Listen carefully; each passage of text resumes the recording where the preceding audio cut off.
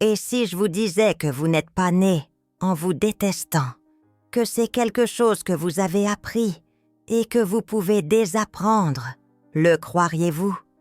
Si votre réponse est peut-être, alors cette vidéo va complètement changer votre perception de vous-même. Connaissez-vous cette voix dans votre tête? Celle qui vous critique lorsque vous vous regardez dans le miroir. Qui vous compare aux autres?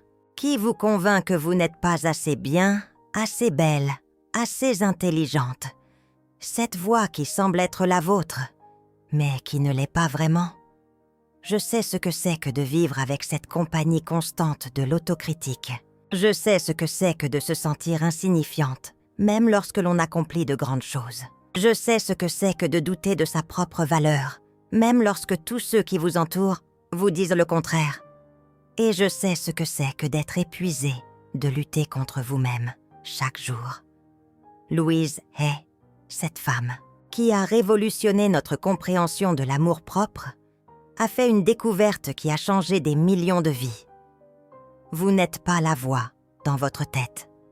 Vous êtes celle qui peut choisir quelle voix écouter. Et aujourd'hui, vous allez comprendre exactement ce que cela signifie. Aujourd'hui, vous allez découvrir le secret que Louise a mis des décennies à comprendre. Le secret de comment transformer complètement votre estime de soi, non pas avec des artifices superficiels ou des phrases toutes faites, mais avec un changement profond dans la façon dont vous vous reliez à vous-même. Je vais vous poser une question qui peut sembler étrange, mais qui est fondamentale. Quand est-ce que pour la première fois, vous vous souvenez avoir pensé que vous n'étiez pas assez bien? Arrivez-vous à vous souvenir d'un moment précis de votre enfance où quelqu'un vous a fait sentir petite, inadaptée ou inférieure? Si vous avez réussi à vous souvenir de quelque chose, sachez que ce moment n'a pas défini qui vous êtes. Il a simplement planté une graine de doute qui a grandi jusqu'à devenir cette voix critique constante. Et si vous n'avez pas réussi à vous souvenir, c'est encore plus révélateur, car cela signifie que ces messages étaient si subtils et constants qu'ils sont devenus invisibles. Louise Hay a découvert quelque chose de révolutionnaire au cours de ses années de recherche et de travail personnel. Les jeunes enfants n'ont pas d'autocritique naturelle. Ils ne se regardent pas dans le miroir et ne pensent pas « comme je suis laide ». Ils n'hésitent pas à danser parce qu'ils pensent ne pas bien danser. Ils sont simplement sans jugement, sans comparaison, sans autocensure. L'autocritique est un comportement appris, et tout ce qui a été appris peut être désappris. Je vais vous raconter une histoire que Louise partageait et qui a changé ma perspective pour toujours. Elle observait 2 enfants jouant dans un parc. L'un est tombé et s'est légèrement blessé. Le premier enfant s'est mis à pleurer et immédiatement sa mère est venue en courant, l'a pris dans ses bras, l'a consolé et lui a dit « Tout va bien, mon amour. Les accidents arrivent. » Le deuxième enfant est également tombé, s'est également légèrement blessé. Mais lorsqu'il s'est mis à pleurer, sa mère a dit avec impatience « Arrête ce drame, c'est ta maladresse. La prochaine fois, fais plus attention. » L'enfant a cessé de pleurer rapidement et est resté silencieux. Mais Louise a vu quelque chose dans ses yeux qui l'a laissée pensive. Des années plus tard, Louise a compris ce qu'elle avait vu. Chez le premier enfant, elle a vu quelqu'un qui apprenait qu'il méritait du réconfort lorsqu'il se blessait. Chez le second, quelqu'un qui apprenait qu'il était coupable de ses propres accidents et que ses sentiments étaient gênants. Ce deuxième enfant apprenait à se critiquer. Il apprenait que lorsque quelque chose tournait mal, c'était de sa faute. Il apprenait que ses sentiments naturels étaient exagérés. Il apprenait, sans s'en rendre compte, à être sa propre ennemie. Et voici la découverte la plus profonde de Louise. La plupart d'entre nous portent en soi la voix de cette mère impatiente. La voix qui nous culpabilise lorsque nous faisons des erreurs, qui minimise nos sentiments, qui nous traite avec une dureté que nous n'aurions jamais envers une autre personne. Mais cette voix n'est pas vous. C'est un écho du passé, qui continue de jouer automatiquement. Et Louise a découvert que vous pouvez changer de station. Permettez-moi de vous expliquer comment fonctionne l'esprit lorsqu'il s'agit d'estime de soi. Votre cerveau a deux parties qui conversent constamment. Une partie qui observe et une partie qui commente. La partie qui observe enregistre simplement les faits. Je suis tombée de vélo. La partie qui commente ajoute des interprétations.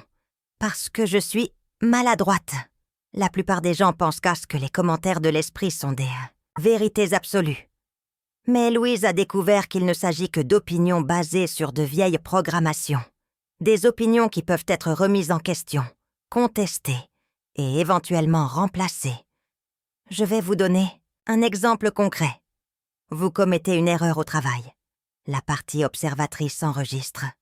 J'ai commis une erreur, mais immédiatement, la partie commentatrice déclenche. Je suis incompétente. On va me licencier. Je rate toujours tout. Je ne sers à rien. La personne ayant une bonne estime d'elle-même écoute ses commentaires et pense « Waouh, quel excès! Ce n'était qu'une erreur. Tout le monde fait des erreurs. Je vais apprendre de cela et aller de l'avant. » Mais la personne ayant une faible estime d'elle-même croit fermement à chaque mot de ce tribunal intérieur. Louise appelait cette différence la relation avec son propre esprit. Les personnes ayant une haute estime de soi ont une relation critique avec leurs propres pensées négatives. Les personnes ayant une faible estime de soi ont une relation de soumission totale. Et voici la révélation qui a tout changé pour Louise. Vous pouvez choisir le type de relation que vous entretenez avec votre propre esprit. Vous pouvez traiter les pensées autocritiques comme des faits incontestables, ou vous pouvez les traiter comme l'opinion de quelqu'un qui ne vous connaît pas bien. Parce que réfléchissez bien. Cette voix critique dans votre tête, vous connaît-elle vraiment? Connaît-elle toutes les fois où vous avez été courageuse? Toutes les fois où vous avez aidé quelqu'un? Toutes vos qualités uniques? Tous les défis que vous avez déjà surmontés? Louise a réalisé que la voix de l'autocritique est curieusement ignorante de nos points forts.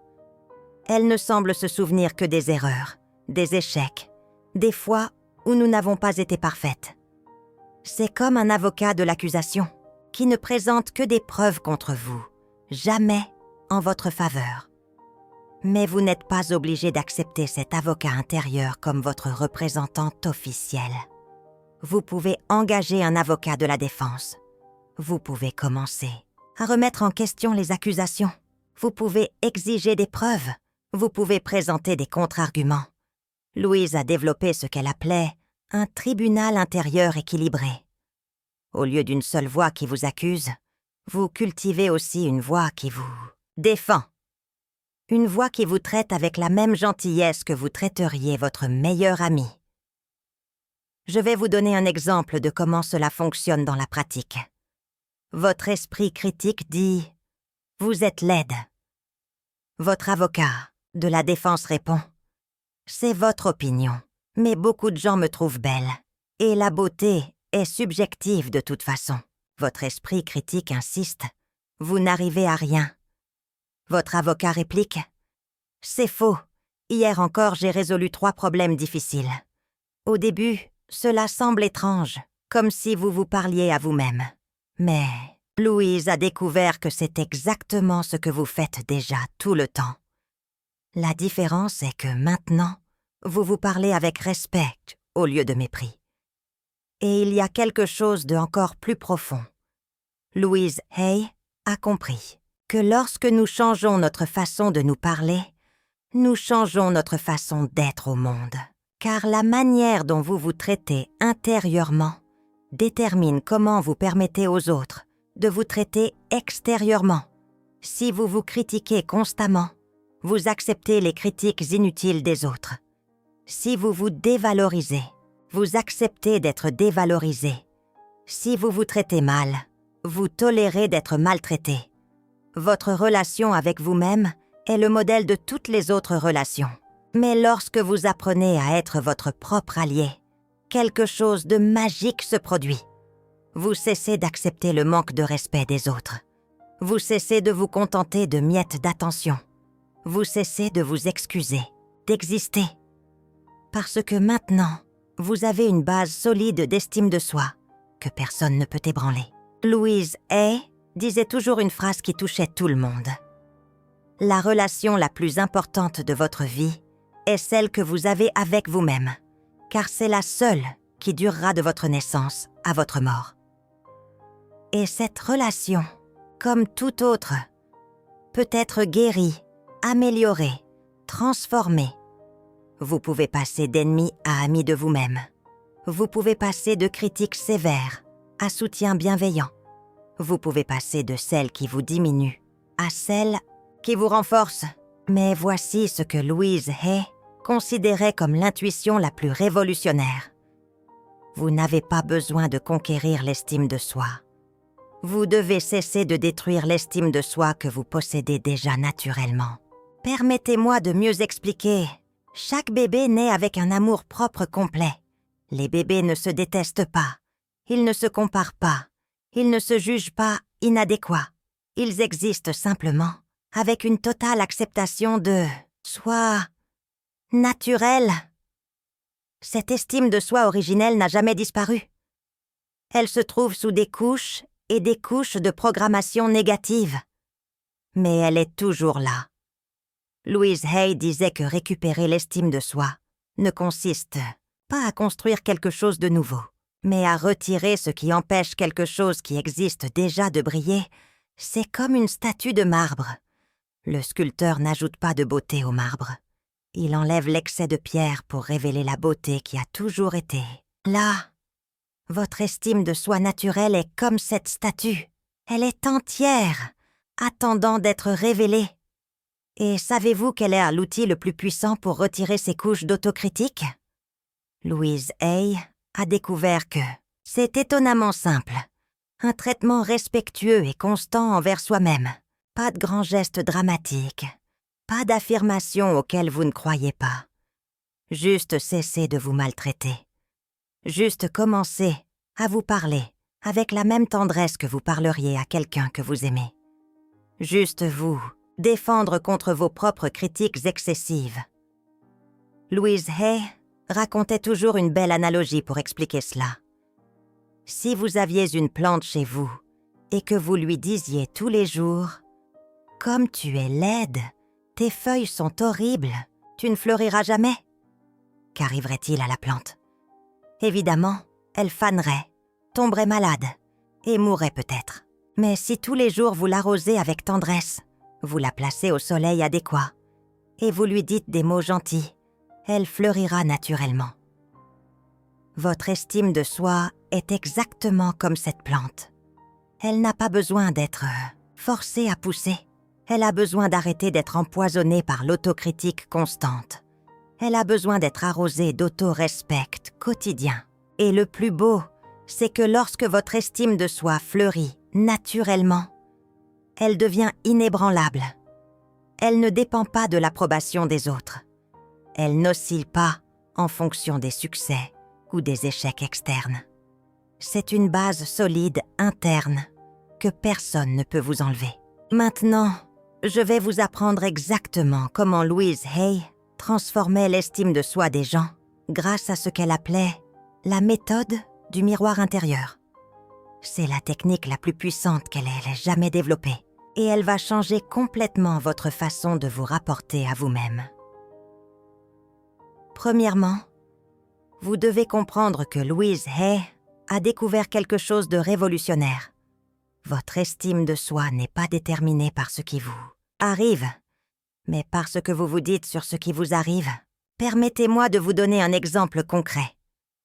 2 femmes sont rejetées lors d'un rendez-vous.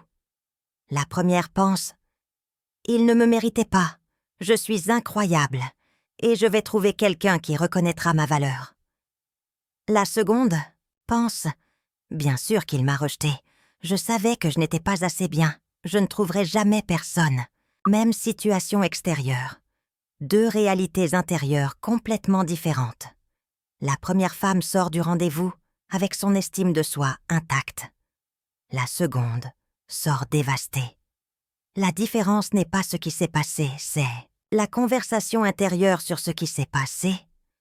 Louise Hay a remarqué que nous avons un narrateur interne qui interprète constamment notre vie. Et la qualité de notre estime de soi dépend entièrement de la qualité de cette narration intérieure. La personne ayant une faible estime de soi a un narrateur pessimiste qui trouve toujours le côté négatif de tout. Elle a reçu un compliment? C'était juste de la politesse. Elle a réussi quelque chose?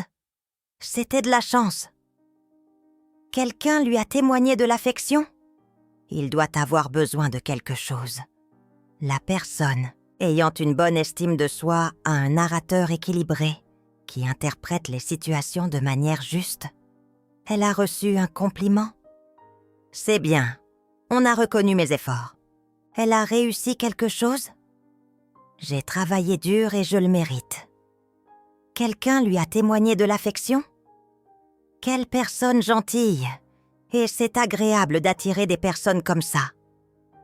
Et voici la découverte qui a tout changé.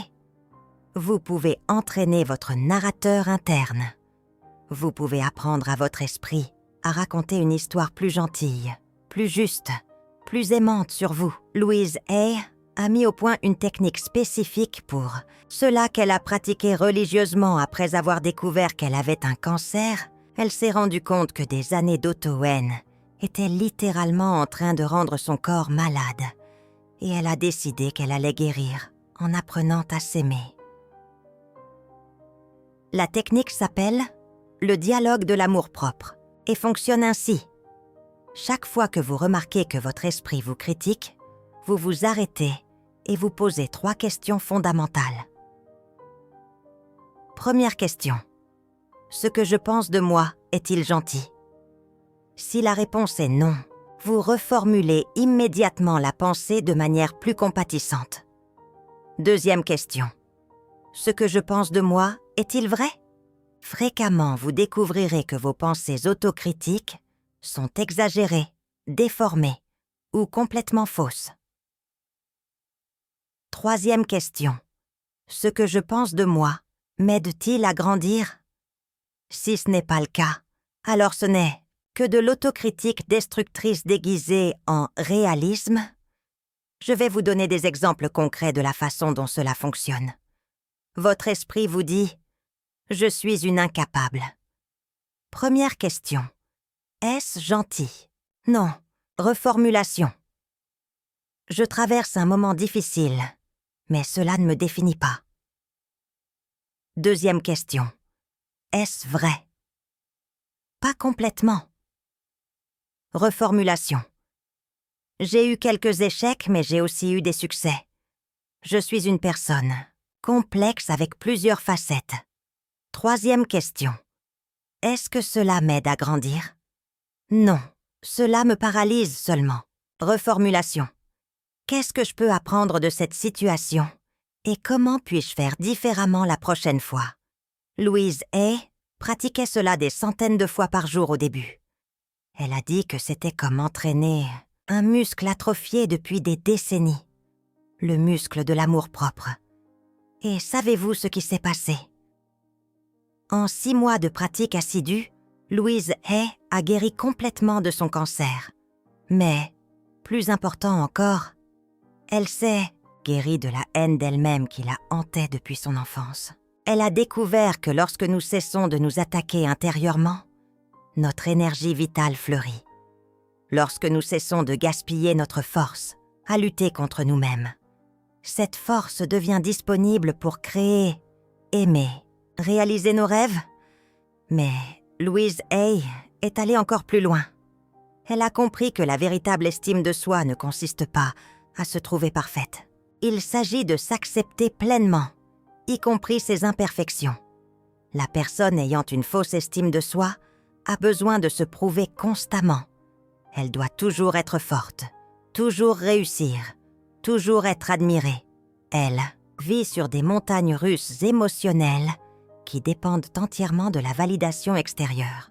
La personne ayant une estime de soi authentique s'aime dans les victoires et les défaites, les jours bons et les jours mauvais, qu'elle soit rayonnante ou vulnérable. Parce qu'elle comprend que la valeur personnelle n'est pas quelque chose que l'on conquiert, c'est quelque chose que l'on reconnaît. Louise Hay avait l'habitude de faire une magnifique analogie. Elle disait que chaque personne est comme un diamant unique sur Terre. Un diamant n'a pas besoin de prouver qu'il est précieux. Il n'a pas besoin de rivaliser avec d'autres diamants. Il n'a pas besoin d'être parfait pour briller. Il est précieux, simplement parce qu'il existe. Vous êtes comme ce diamant. Votre valeur est intrinsèque. Elle ne dépend pas de la performance. Vous n'avez pas besoin de conquérir le droit de vous aimer. Vous êtes né digne d'amour, spécialement de votre propre amour. Mais notre culture enseigne le contraire. Elle enseigne que l'amour-propre doit être mérité, que vous ne pouvez vous aimer que si vous réussissez, êtes belle et approuvée par les autres. Louise Hay appelait cela l'amour conditionnel interne, et elle a découvert que c'est la racine de toute faible estime de soi. L'amour inconditionnel interne est différent. C'est se dire « je m'aime lorsque je réussis et lorsque je fais des erreurs, lorsque je suis forte et lorsque je suis faible, lorsque je suis admirée et lorsque je suis critiquée, car ma valeur n'oscille pas en fonction de circonstances extérieures. » Et voici la partie la plus belle de la découverte de Louise Hay. Lorsque vous développez cet amour inconditionnel pour vous-même, vous cessez automatiquement d'avoir désespérément besoin de l'amour des autres. Ce n'est pas que vous cessez de vouloir être aimé, c'est que vous cessez de supplier pour de l'amour. Vous cessez de vous contenter de miettes. Vous cessez de tolérer le manque de respect, juste pour ne pas être seul. Parce que maintenant, vous avez une source interne solide d'amour, que personne ne peut couper. Louise Hay disait toujours « Lorsque vous devenez votre meilleur ami, vous ne vous sentez plus jamais vraiment seul. Et lorsque vous n'avez pas peur de la solitude, vous n'acceptez que la compagnie qui apporte vraiment de la valeur à votre vie. Maintenant, je vais vous apprendre la technique, la plus puissante que Louise Hay a développée pour construire cette base solide d'amour-propre. Elle l'appelait le rituel du miroir de la vérité. Tous les jours, pendant 21 jours, vous allez vous regarder dans le miroir et dire 3 phrases spécifiques. Mais cela ne peut pas être mécanique. Cela doit être fait avec l'intention réelle de vous connecter à vous-même. Here's my. 3 phrases sont « Je t'aime exactement comme tu es ». Je te pardonne pour toutes les erreurs du passé. J'ai confiance en toi pour créer un avenir incroyable. Louise Hay a découvert que ces 3 phrases couvrent les 3 dimensions de l'amour-propre. L'acceptation du présent, la guérison du passé et la confiance en l'avenir. Au début, ce sera étrange. Vous pourriez même avoir envie de rire ou de pleurer. Louise Hay disait que c'est normal, parce que vous êtes en train de briser des années de conditionnement à vous maltraiter. Vous apprenez un nouveau langage, le langage du respect de soi. Certaines personnes rapportent que les premières fois, elles ne peuvent même pas se regarder dans les yeux dans le miroir. Louise Hay disait que c'est le reflet d'années d'évitement, de honte de soi, mais qu'avec de la persévérance, ce malaise disparaît et laisse place à une belle intimité avec soi-même. Après quelques semaines de pratique du rituel du miroir, quelque chose de magique commence à se produire. Vous remarquez que la voix intérieure critique devient plus faible, que vous vous défendez plus rapidement de vos propres critiques, que vous commencez à vous traiter avec plus de gentillesse automatiquement. Louise Hay a observé que les personnes qui faisaient ce rituel pendant 21 jours consécutifs expérimentaient des changements profonds, non seulement dans l'estime de soi, mais dans tous les domaines de la vie. Elles commençaient à établir des limites plus saines dans leurs relations. Elles cessaient d'accepter des emplois qui ne valorisaient pas leur potentiel. Elles prenaient des décisions basées sur ce qu'elles voulaient vraiment, pas sur ce qu'elles pensaient devoir vouloir. Et le plus incroyable, elles commençaient à attirer des personnes et des opportunités qui reflétaient leur nouveau niveau de respect de soi, comme si l'univers répondait à la nouvelle fréquence d'amour-propre qu'elles émettaient. Louise Hay expliquait toujours cela par la loi du miroir extérieur. Elle disait que le monde extérieur est toujours un reflet de notre monde intérieur. Lorsque nous changeons notre relation intérieure, nous changeons automatiquement notre réalité extérieure. Si intérieurement vous vous traitez avec mépris, extérieurement vous attirez des personnes qui vous traitent avec mépris. Si intérieurement vous vous dévalorisez, extérieurement vous acceptez des situations qui vous dévalorisent. Mais lorsqu'intérieurement vous vous honorez, extérieurement vous n'acceptez que des relations et des situations qui vous honorent aussi. Et il y a quelque chose d'encore plus profond dans tout cela. Louise Hay a découvert que lorsqu'une femme développe une estime de soi authentique, elle devient automatiquement un phare pour les autres femmes, sans prêcher, sans forcer, simplement en étant un exemple vivant qu'il est possible de s'aimer véritablement. Elle cesse de rivaliser avec les autres femmes parce qu'elle n'a plus besoin de prouver sa valeur. Elle cesse de juger les autres femmes parce qu'elle comprend que le jugement est toujours le reflet d'une insécurité intérieure. Elle commence à célébrer véritablement le succès des autres parce qu'elle sait que cela ne diminue pas son propre éclat. Louise Hay disait souvent que les femmes ayant une bonne estime de soi créent une vague de guérison autour d'elles. Les filles qui grandissent en voyant des mères qui se respectent apprennent dès leur plus jeune âge qu'elles méritent le respect. Les amies qui côtoient des femmes qui se valorisent commencent à se demander pourquoi elles se traitent mal. C'est comme si l'estime de soi était contagieuse dans le meilleur sens du terme. Une femme qui s'aime véritablement donne une permission silencieuse aux autres femmes de s'aimer aussi. Et voici le cadeau le plus précieux que Louise Hay nous a laissé. La compréhension que l'estime de soi n'est pas de l'arrogance déguisée. Ce n'est pas de la supériorité feinte. Ce n'est pas le besoin de se prouver meilleur que les autres. La véritable estime de soi est une humilité courageuse. C'est reconnaître ses défauts sans se haïr pour eux. C'est reconnaître ses qualités sans avoir honte d'elles. C'est occuper sa place dans le monde sans s'excuser d'exister. Louise Hay a vécu les 40 dernières années de sa vie comme un exemple vivant qu'il est possible de se transformer complètement. Elle est passée d'une femme qui se haïssait tellement qu'elle a développé un cancer, à une femme qui irradiait tellement d'amour-propre qu'elle a guéri des millions de personnes simplement par sa présence. Et si elle y est arrivée, vous aussi vous pouvez y arriver. Parce qu'elle n'avait rien que vous n'ayez pas. Elle n'est pas née spéciale. Elle a simplement pris la décision courageuse de cesser d'être son propre ennemi et de devenir sa meilleure alliée. Sa transformation commence aujourd'hui. Elle commence la prochaine fois que votre voix intérieure critique vous attaquera et que vous choisirez de répondre avec gentillesse au lieu d'accepter cette attaque. Elle commence lorsque vous vous regarderez dans le miroir et que vous choisirez de voir la beauté au lieu des défauts.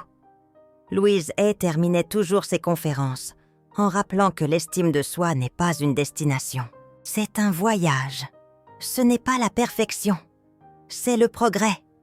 Et que chaque petit acte d'amour-propre est une victoire qui mérite d'être célébrée. Chaque pas, aussi petit soit-il, vers une meilleure estime de soi, est une victoire à savourer. Si cette vidéo a touché votre cœur, si vous avez reconnu que vous êtes prête à cesser de lutter contre vous-même et à commencer à être votre propre allié, ne laissez pas cette inspiration se perdre. Abonnez-vous à la chaîne, car votre voyage d'auto-amour ne fait que commencer. Et lorsque vous vous transformez, lorsque vous apprenez à vous aimer vraiment, vous ne pouvez pas garder cette lumière pour vous seul. Elle déborde et illumine tous ceux qui vous entourent. Votre estime de soi inébranlable n'est pas un rêve impossible. C'est votre droit de naissance, attendant d'être reconnu. Et tout commence par la décision courageuse de vous traiter avec l'amour et le respect que vous avez toujours mérité. Offrez-vous la douceur et la compassion que vous offririez à un être cher. Prenez soin de vous, comme vous prendriez soin d'un jardin précieux. Nourrissez votre âme, avec la même attention que vous porteriez à une flamme fragile. Et laissez cette flamme intérieure grandir. Devenez le gardien bienveillant de votre propre bien-être, votre paix intérieure, votre amour propre sont des trésors inestimables. Ne les laissez pas se ternir, protégez-les, chérissez-les et laissez-les rayonner.